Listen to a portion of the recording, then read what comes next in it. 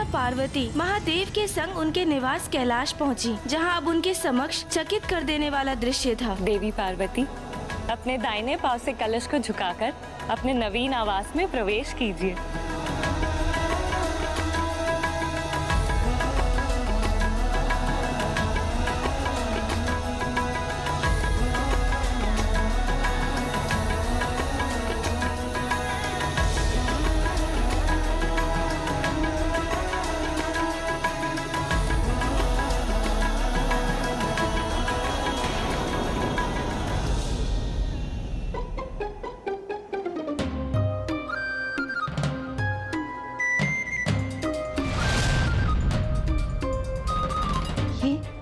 ये सब क्या?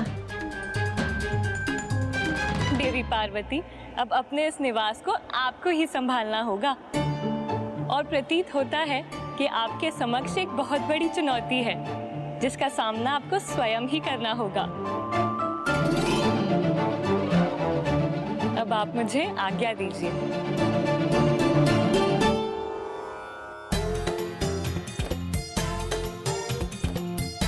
माते, माते।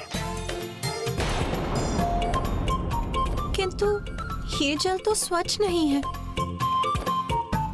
नहीं माते, पानी तो ऐसा ही देता होना चाहिए माते, दे दिए। तोतला जी, आप समझे नहीं, माता को जल नहीं चाहिए। उती तो फिर। स्वामी, मुझे ज्ञात है पार्वती, तुम यात्रा से थक गई होंगी, इसलिए अब थोड़ी देर विश्राम कर लो।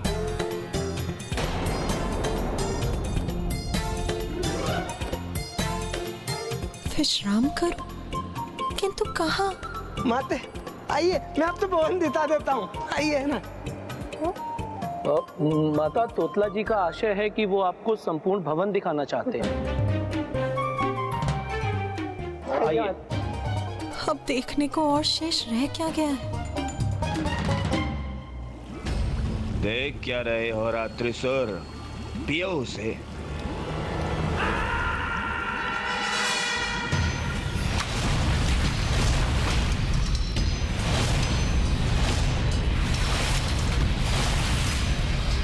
मदिरा पान तो मैं भी करूंगा। रुको अट्टासुर, अपनी बारी की प्रतीक्षा करो। कार्य सभी मैं करूं और विशेष रहे ये रात्रिसुर मदिरा पान का आनंद ले। महाराज मुझे एक तुच्छ सेवक के समान ही समझते हैं, जो बस प्रतीक्षा ही करे अपनी बारी की।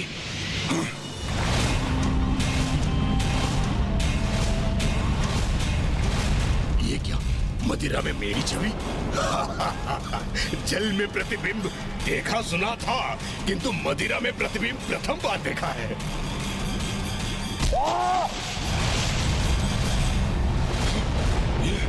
ये क्या हुआ? ये तो मदिरा में समाहित हो गया।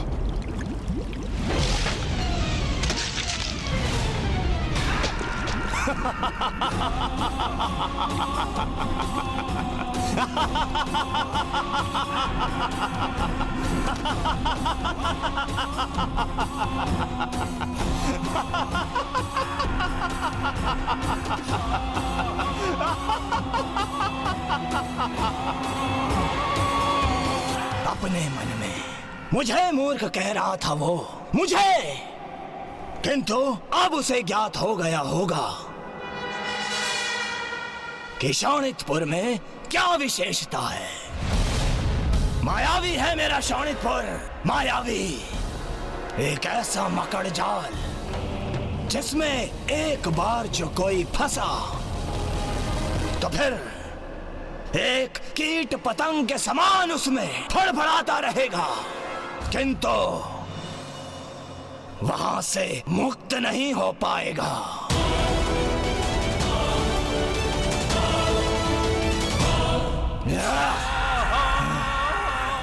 अट्टासुर, क्या समाचार देने वाले थे तुम मुझे? महाराज, यही ना कि महादेव और देवी पार्वती का विवाह संपन्न हो चुका है और वो कैलाश पर्वत की ओर प्रस्थान भी कर चुके हैं, किंतु मात्र कैलाश जाने से क्या होगा? अरे पुत्र तो प्राप्त नहीं हुआ है ना, और वो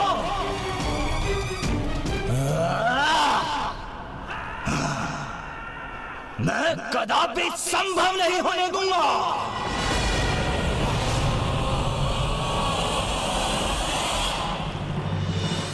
तो क्या तारकासुर के पास महादेव और माता पार्वती के विवाह का समाचार पूर्व से ही था?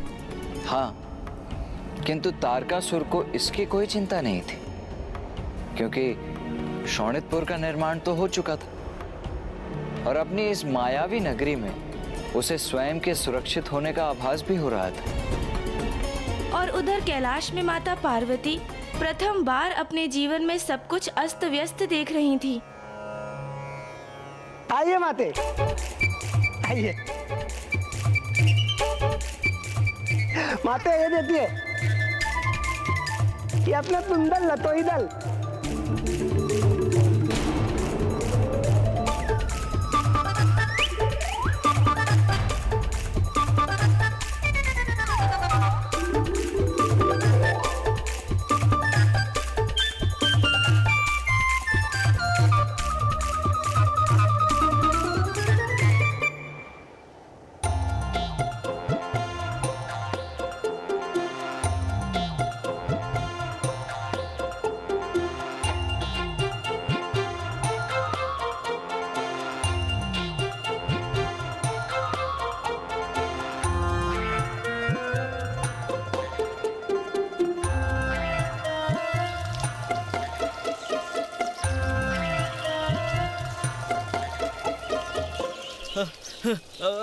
माता, आपके लिए मैं फल लाऊं? देता दादा माते।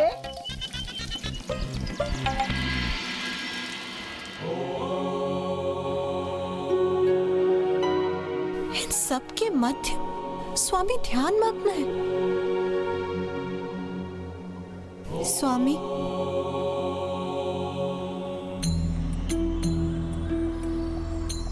क्या हुआ उमा?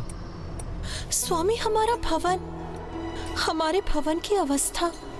क्या हुआ हमारे भवन को? मेरा अर्थ है, ये सभी ऐसा क्यों है यहाँ? यहाँ कुछ भी सुव्यवस्थित नहीं, सभी कुछ अस्त व्यस्त है। इतनी धूल एकत्रित है यहाँ, और रसोई गृह में पात्र भी छिन्न भिन्न है, और इतना मैला है वहाँ। ऐसा प्रतीत हो रहा है कि कितने समय से उसे किसी ने बुहारा तक नहीं, और रसोई घर में भोजन नहीं है, स्वच्छ जल नहीं है, और सभी का वो तो अपनी इच्छा अनुसार जहां तहां निद्रा में लीन। तो ये है आपकी चिंता का कारण? हाँ स्वामी। प्रिय, बाहर से मलिन प्रतीत होने वाला भीतर अपार सुंदरता को जन्म दे सकता है। कमल पुष्प भी कीचड़ में ही फलता फूलता है और खिलकर अपनी सुंदरता बिखेरता है। मैं तो व्यवस्था अव्यवस्था की विचार आभास दोनों से ऊपर हूँ, किंतु यदि आपकी चिंता यह है कि आप विश्राम कहाँ करेंगी? विश्राम, निद्रा, उसका तो विचार भी नहीं है मेरे मन में। आपने मेरी चिंता ध्यान से नहीं सुनी स्वामी।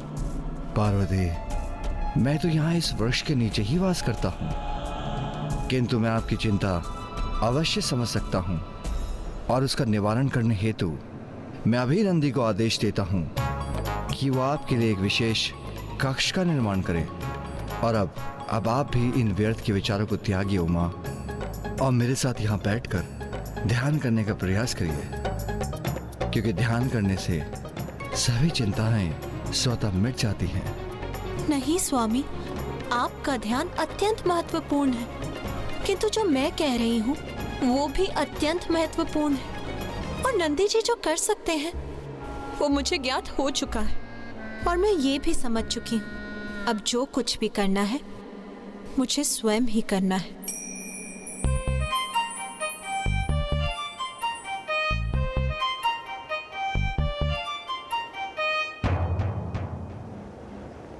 आप ध्यान कीजिए स्वामी, और मुझे यहाँ की अवस्था पर ध्यान देने दीजिए।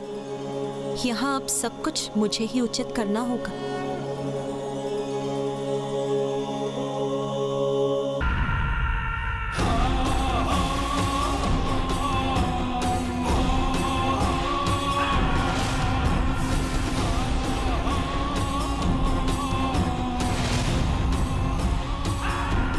ये क्या? असंख्य अंड महाराज, ये क्या है? वृद्ध हो गए हो तुम मट्टासुर, इसलिए ये समझने में असमर्थ हो कि ये मेरे नवीन असुर हैं।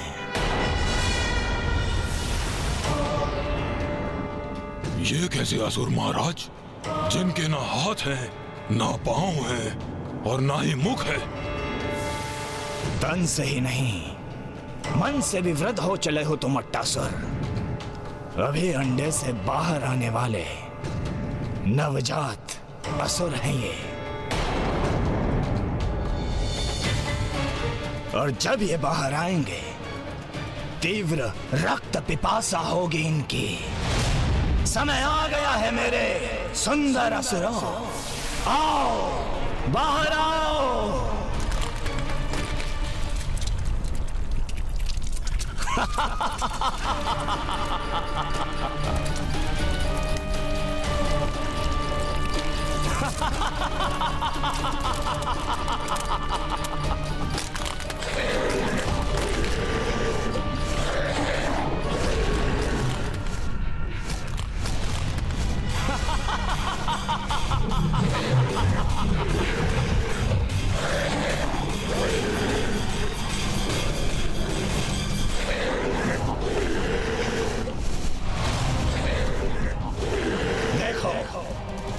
मेरे नवीन स्वामी भक्त असुर हैं ये।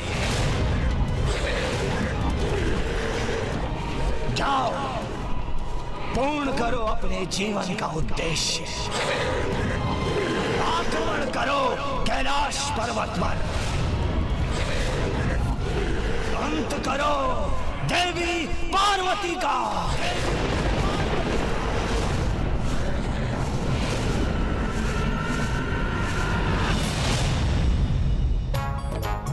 क्या स्वादिष्ट खाने के स्वप्न आ रहे हैं।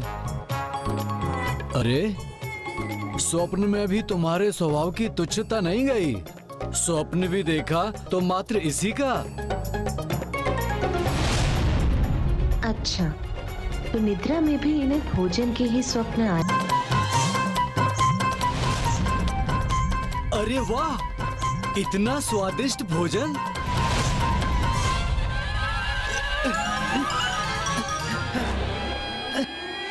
रुक जाओ, कोई आगे नहीं बढ़ेगा, कोई इस भोजन को स्पर्श नहीं करेगा। क्या हुआ माता? सब कुशल तो है ना?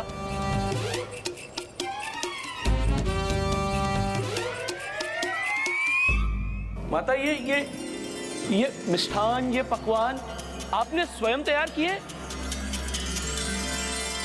माता, सत्य कहूं तो आज के पूर्व इस रसोई गृह में ऐसा कभी भी कुछ नहीं पका। और ये तो अत्यंत सुंदर प्रतीत हो रहा है। माता, हमें बहुत भूख लगती है, ते हम ये भोजन ताले? हाँ हाँ, अवश्य करो। रुको, किंतु सर्वप्रथम स्नान करो। उसके बाद इस संपूर्ण स्थान को बुहारो। फिर हम सभी एक स्वच्छ स्थान पर शिवलिंग की स्थापना करेंगे। फिर प्रभु की पूजा के बाद सर्वप्रथम महादेव के भोजन प्राप्त करने के बाद मैं तुम सभी को भोग प्रदान करूंगी। जो आज्ञा माता।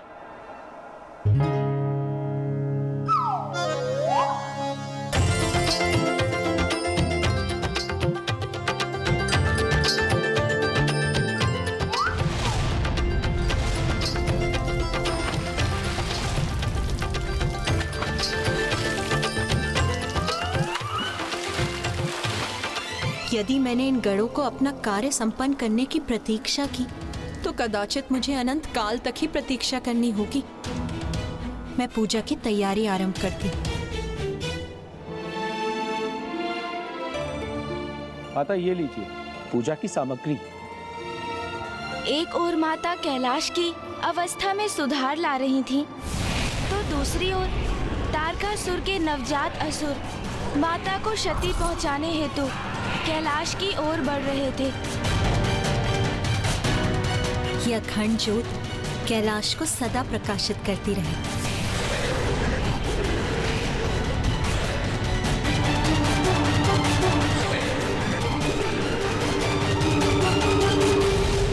तो क्या तारकासुर के वे नवजात असुर माता को क्षति पहुंचाने में सफल हो गए थे ब्राह्मण देवता?